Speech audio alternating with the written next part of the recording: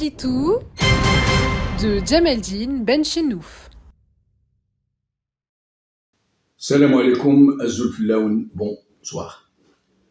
Nous allons regarder ensemble, si vous le voulez bien, deux scènes qui se sont déroulées en Algérie à environ 60 années de différence l'une de l'autre. La première remonte probablement à la fin des années 60. Elle a été immortalisée par une photo en noir et blanc. Elle est malheureusement pour nous, très peu connue. L'autre scène a été prise en centaines de vidéos, elle est toute récente. Des vidéos qui sont en train de circuler ces derniers jours dans le monde entier. Je ne vous en dis pas plus, je vais vous laisser découvrir par vous-même, mais avant, nous allons essayer d'en parler un petit peu, si vous le voulez bien, mais très peu. Un bon dessin, après tout, vaut mieux qu'un long discours, n'est-ce pas? Nous allons essayer, disais-je, par ce que vous allez vite découvrir lorsque vous aurez vu ces deux scènes, que le problème, que dis-je, la tragédie plutôt, est autrement plus complexe pour être abordée, serait-ce superficiellement dans cette modeste contribution. Alors, nous allons plutôt regarder. Alors, la première scène se passe dans un stade algérien, en ces années où nous cherchions encore, ces années 60, et où nous nous perdions chaque jour un peu plus, imperceptiblement sans le ressentir. Nous n'avions pas encore conscience de l'état de grâce dans lequel nous nous trouvions au sortir d'une longue nuit coloniale, d'un long cauchemar. Mais nous étions restés intacts, malgré l'atrocité de la longue occupation. La guerre de libération nous avait soudés et nous regardions désormais tous ensemble dans la même direction, celle du progrès, de la lumière, de la liberté. Nous étions encore dignes, en ces moments de bonheur partagé, du sacrifice de ceux et celles qui nous avaient offert leur vie pour nous libérer. Nous étions beaux, nous étions propres, nous étions pudiques, nous savions nous contenter de peu, nous étions dignes, nous étions vraiment un grand peuple, sans démagogie aucune, du genre de celle qui est utilisée à profusion ces derniers temps.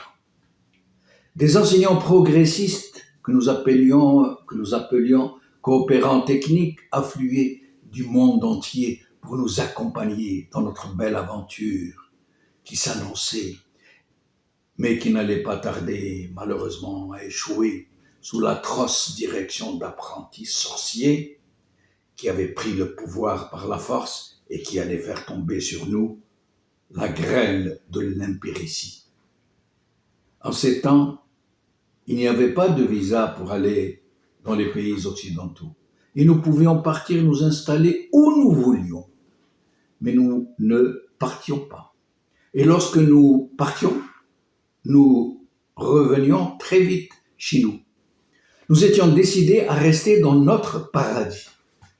Seuls ceux qui n'avaient pas le choix, qui avaient une famille à nourrir et qui n'avaient aucune ressource au pays, partaient travailler ailleurs, mais sans emmener leur famille parce que leur objectif était de travailler jusqu'à la retraite, puis de revenir à la terre-mère et finir leur vie au milieu des leurs.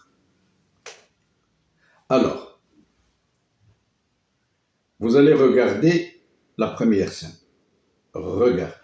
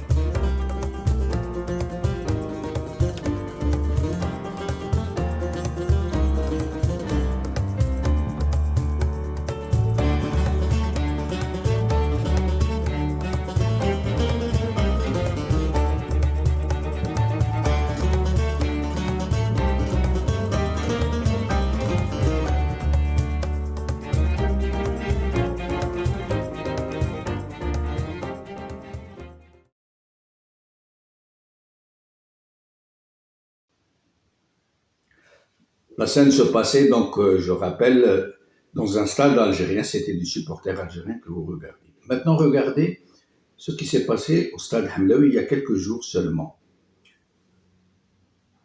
Regardez.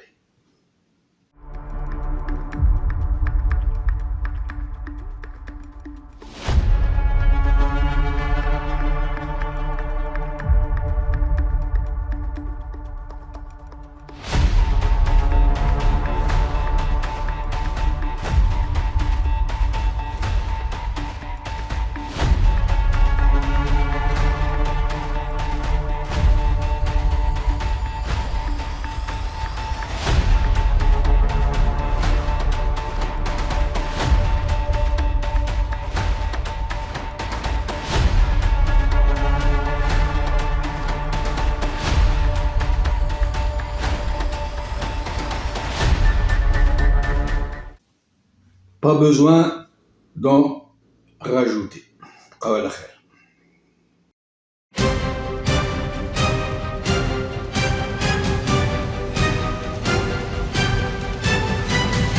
L'édito de Djemeldine Benchenouf.